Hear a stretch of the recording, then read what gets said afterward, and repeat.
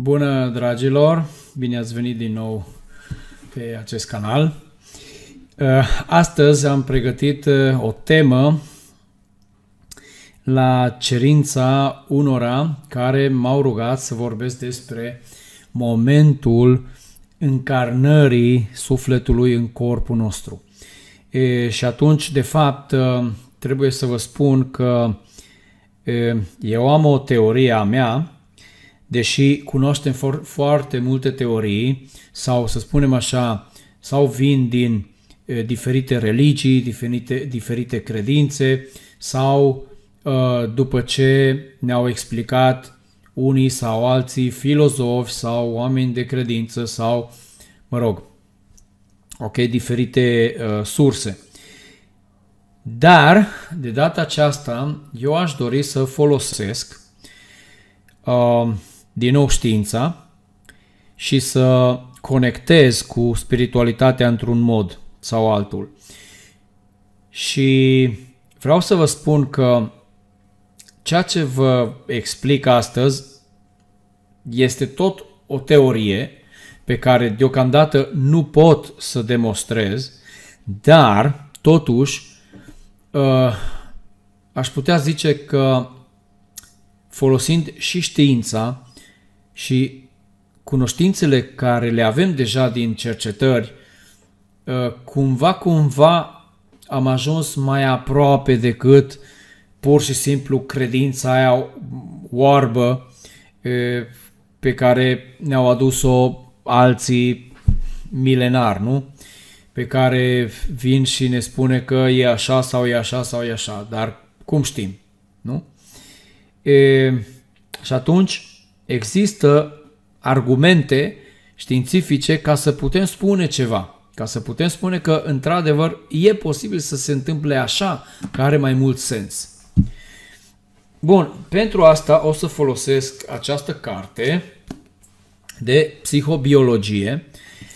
Este o carte, ediție din Spania, Sans y Torres, care de fapt este un manual academic și l-am obținut și în PDF, așa că o să vă arăt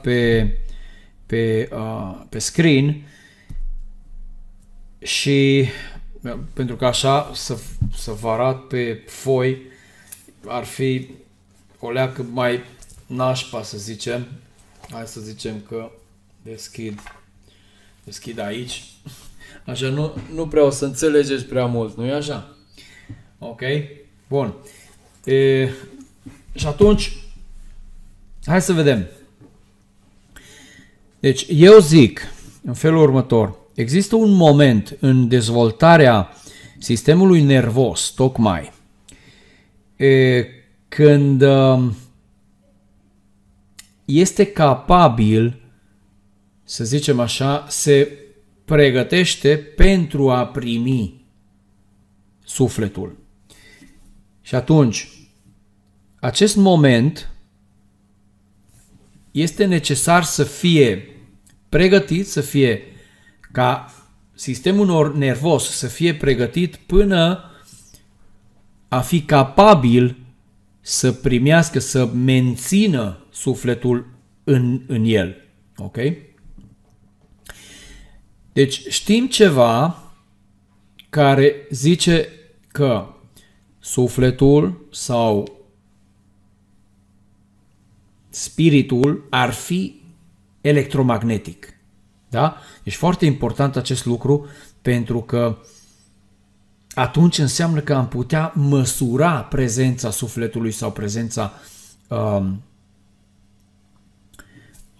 spiritului. Nu e așa? Și dacă e electromagnetic, atunci de fapt și sistemul nostru este electromagnetic. De fapt este, pentru că știți că putem măsura prin diferite metode și diferite tehnologii activitatea cerebrală. Nu e așa? Deci creierul este electromagnetic și inima este electromagnetică. Și atunci, normal că și corpul întreg al nostru este electromagnetic și avem un câmp electromagnetic. Nu e așa? De fapt și pielea este electrică și impulsul nervos este electric în acest sens. Și atunci, de exemplu, pielea are o capacitate de conductibilitate electrică, care se poate măsura. Știm asta. Ok? Bun. Atunci, hai să vedem când se întâmplă fenomenul acest așa de enigmatic, nu? O să mișc o leacă, uite așa, dacă pot să pun aici și vă arăt un PDF. Ok, acesta. Ok, sper să se vadă. Hai să verific dacă se vede bine. Ok, perfect. Bun. Deci, este vorba despre placa neurală. Hai să mergem mai la început, pentru că ar trebui să încep într-un momentul fertilității. Okay? Adică momentul în care zigotul a fost fecundat și știm că după fecundare celula începe să se dividă și, cum vedeți și în imagini, ajungem la blastulă. Deci, de fapt, vedeți că în spaniolă cuvintele sunt foarte asemănătoare cu româna. Ok? Se dezvoltă embrioblastul, după care începe să se dezvolte și sacul vitelin și sacul amniotic, cum vedeți aici, după care se formează această formațiune ce vedeți aici, care se numește de fapt placa neurală. Ok? Aceste margini, cum observați aici sus și jos, sunt de fapt părți din sac. Ok? Cum e aici, cum e și ne arată cum se taie de fapt sacul de roata și rămânem doar cu placa asta neurală, care este o placă care diferențiază între cei doi saci. Ok? Bun, hai să mergem mai departe și ce se întâmplă în momentul dezvoltării, adică trece timpul, uite, aici avem 17 zile, să zicem, celulele migrează fiecare la locul lor. În timpul migrației se formează niște zone diferențiate care le vom vedea în următoarea, de fapt și aici se vede deja. Este vorba despre ectoderm, partea de sus, cum ar veni, mezoderm, partea interioară, care ar fi cam pe aici, și endodermul, adică partea interioară, cum l-am denumina în acest sens.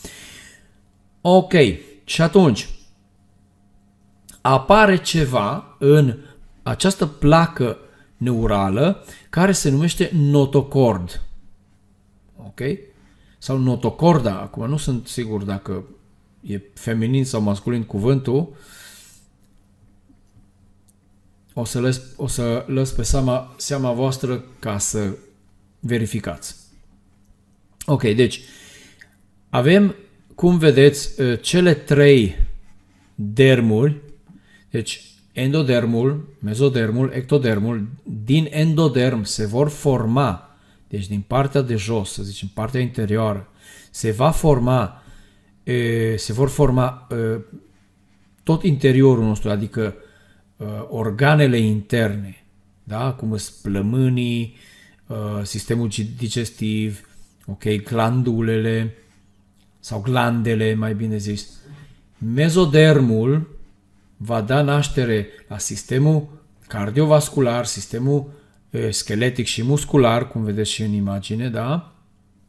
Sistemul urinar, reproductor și numai parte, zic eu, dermisul pielii.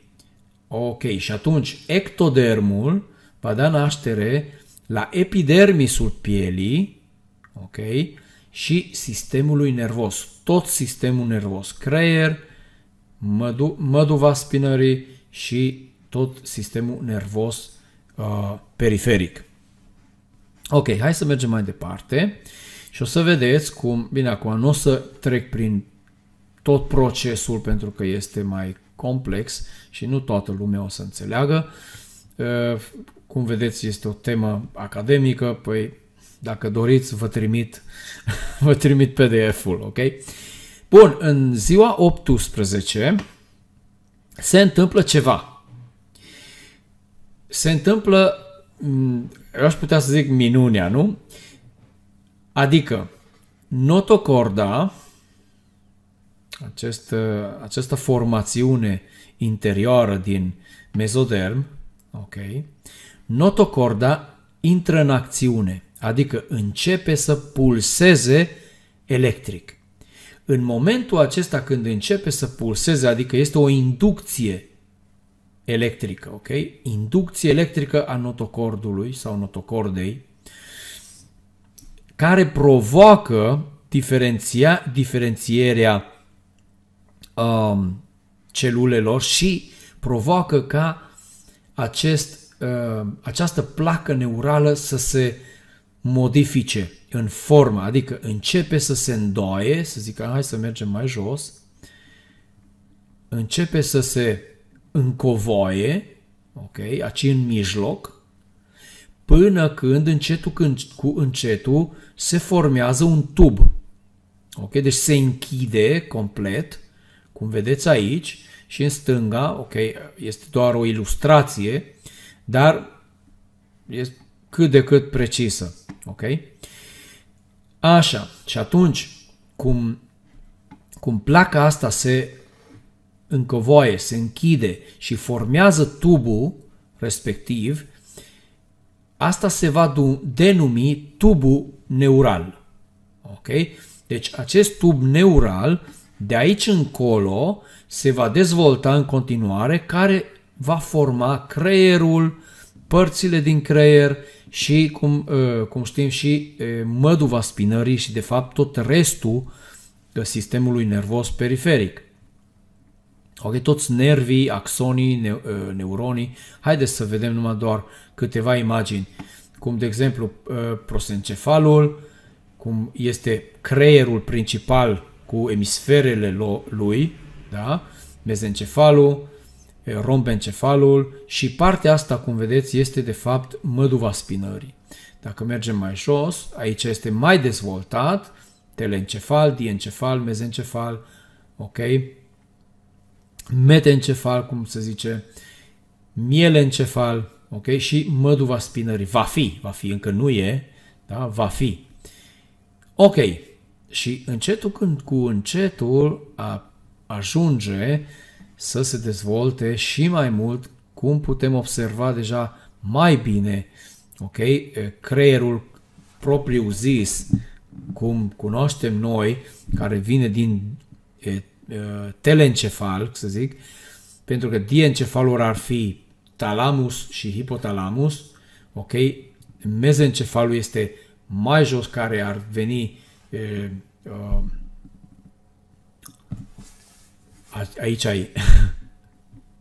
aici e imaginea. Ok. Deci, puente, cum se spune asta în românește?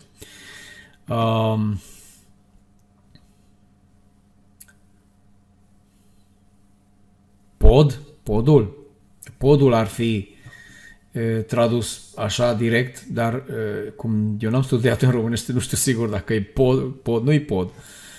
Ok, punte. No, mă rog, bulbul rahidic ar fi, cerebelul, ok, mădua spinării, ok. Cum vedeți, hipotalamus și talamus. Aici. Bun. Atunci, ce e important e să știm, mergem înapoi, aici, ok? Deci, în momentul când notocorda începe să pulseze, ok? Și, bine, intră într-un proces de transformare toată placa neurală, dar în ziua 19, 20, chiar 18, cum am văzut aici, Ok? Când de fapt în ziua 18 începe să pulseze, să aibă inducția electrică, atunci deja toată placa neurală începe să... am trecut de ea. Toată placa neurală începe să aibă pur și simplu un câmp electromagnetic. Deci, placa neurală, când este deja pregătită electromagnetic, deci are câmp propriu electromagnetic, se deschide poarta către cealaltă dimensiune. Se deschide poarta pentru spiritul nostru ca să înceapă să se, cum să spun, să se descendeze, să vină jos, nu? Să coboare, să încarneze. Ok? Deci, nu spun că e complet terminat, ci începe procesul doar. Și eu aș zice, hai să închid asta, ok, și hai să mă întorc la voi aici. Ok. Deci eu aș zice că dacă sufletul și dacă spiritul este electromagnetic, energetic, normal, are nevoie ca și trupul să fie deja electromagnetic. Atunci poate conecta. Dacă nu e electromagnetic, nu poate conecta. Ca și cum ar fi magneți, nu? Magneți care se atrag. Deci, în ziua 18 începe deja încarnarea și știți foarte bine că fătul încă este foarte micuț, o dimensiune foarte mică, când deja este total dezvoltat. Deci are o inimă micuță, care deja pulsează, tot sistemul nervos aproape terminat, doar că dimensiuni foarte mici, da? Dar deja există viață. Există viață pentru că inima, în momentul în care începe să pulseze, să bată și are circulație în corp, atunci se termină procesul de încarnare. Atunci deja complet sufletul a încarnat în trup. Deci, eu cred asta. Acum, treaba e că nu pot demonstra deocamdată, dar are mai mult sens așa decât numai prin, nu știu, crezuri orbești, pentru că acele nu au argumente științifice. Acum, cum vedeți, eu încerc să combin spiritualitatea cu știința, pentru că mi-ar place să fie demonstrat, ok? Și încerc să fac un efort ca să găsesc argumente cât mai plauzibile. Acum, există deja niște studii despre suflet, despre spirit, că de fapt noi nu dispărem, să zicem așa, după moarte, noi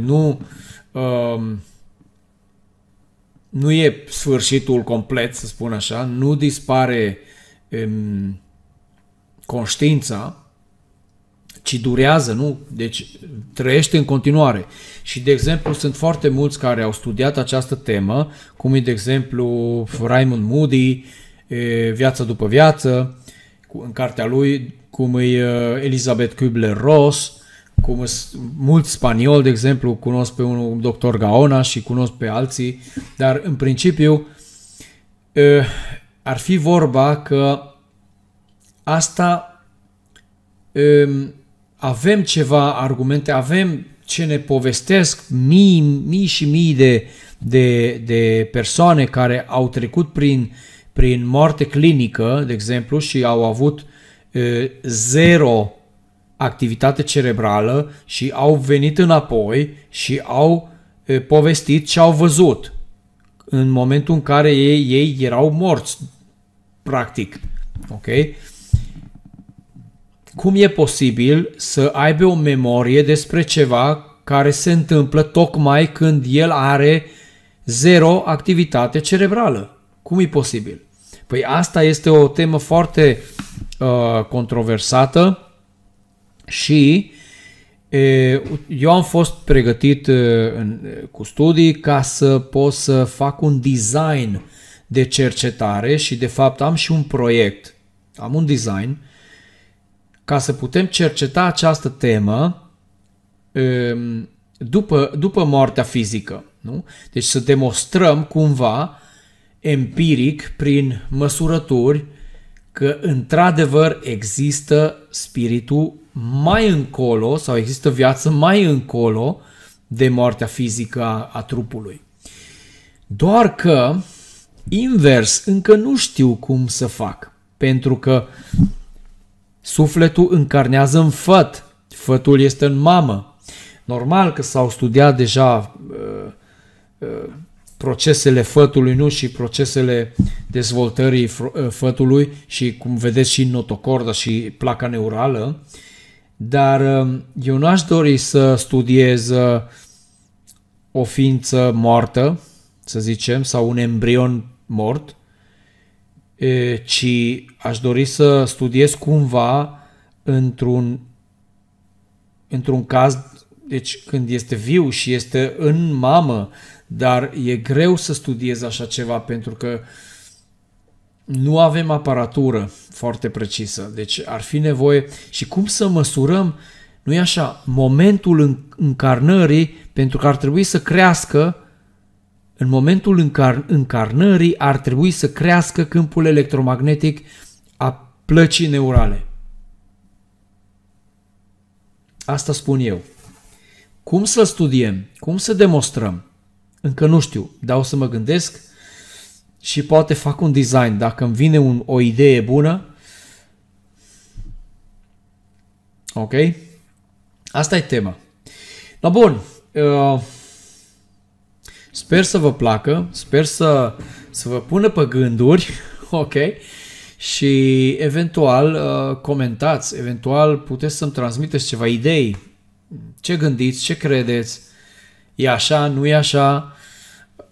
Mă rog, să vedem cum putem să demonstrăm. Poate eu mă înșel, nu-i problemă, așa învățăm. Poate mă înșel, dar măcar lansez o ipoteză, nu-i așa? Așa începe fiecare studiu, fiecare cercetare, se lansează o ipoteză și încercăm să demonstrăm. Dacă nu putem demonstra, păi nu s-a putut demonstra. Deci se respinge ipoteza alternativă. Ok? Atât, așa se spune. Ok, bun. Deci vedem în viitor ce putem face. O lăsăm aici. Mulțumesc pentru atenție și ne vedem în curând. O mare îmbrățișare la toți. Pa, pa!